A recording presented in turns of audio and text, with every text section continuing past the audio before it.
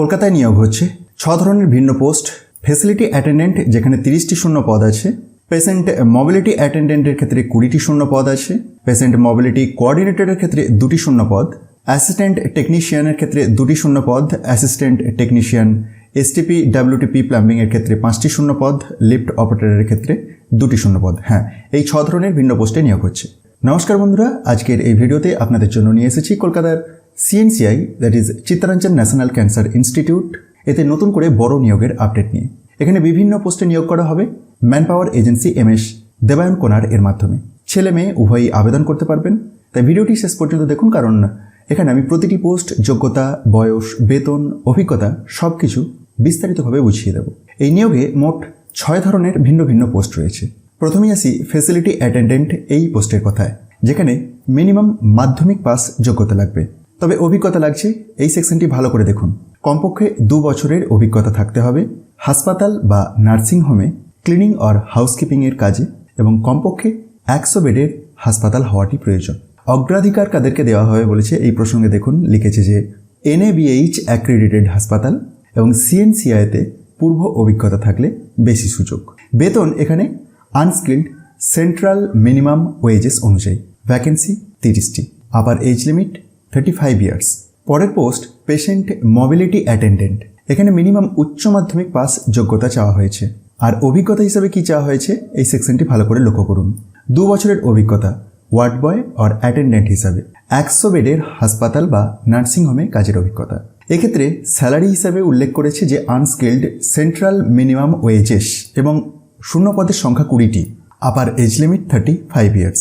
পরের post patient mobility coordinator. এক্ষেত্রে উচ্চ মাধ্যমিক পাস যোগ্যতাতে নিয়োগটি হচ্ছে। কমপক্ষে 5 বছরের অভিজ্ঞতা, হসপিটালে পেশেন্ট ট্রান্সপোর্ট আর মোবিলিটি সার্ভিসে কাজের অভিজ্ঞতা। বেতন same skilled as per central minimum wages. শূন্য পদের সংখ্যা 2টি। Upper age limit 40 years. পরের পোস্ট অ্যাসিস্ট্যান্ট টেকনিশিয়ান HVAC আর BMS। যোগ্যতা মাধ্যমিক 8ম শ্রেণী অথবা উচ্চ মাধ্যমিক পাস অথবা সংশ্লিষ্ট ট্রেডে ITI।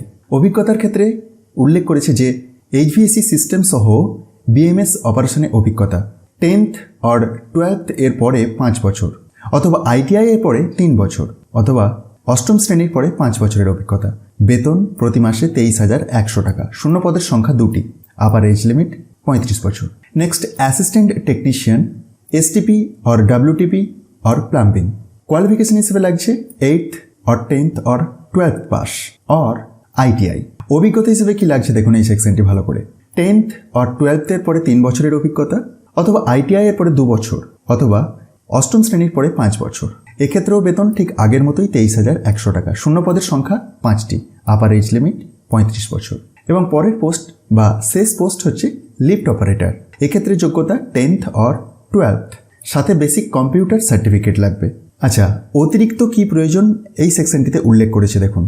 লিফট চালানোর অথরাইজেশন থাকতে হবে, আর হাসপাতালের অভিজ্ঞতা থাকলে অগ্রাধিকার পাবেন। বেতন রয়েছে 19,900 টাকা এবং শূন্য পদের সংখ্যা রয়েছে 2টি। আপার এজ লিমিট 35 বছর। ভালো কোয়ালিফিকেশন বা বেশি এক্সপিরিয়েন্স থাকলে এজ রিল্যাক্সেশন দেওয়া হবে, এটি নোটের আন্ডারেতে জানিয়েছে।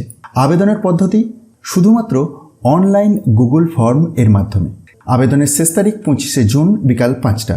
তো বন্ধুরা, এই ছিল সিএনসিআইতে নতুন নিয়োগের সম্পূর্ণ তথ্য। যারা হসপিটাল লাইনে কাজ করতে চান তাদের জন্য এটা একটা ভালো সুযোগ।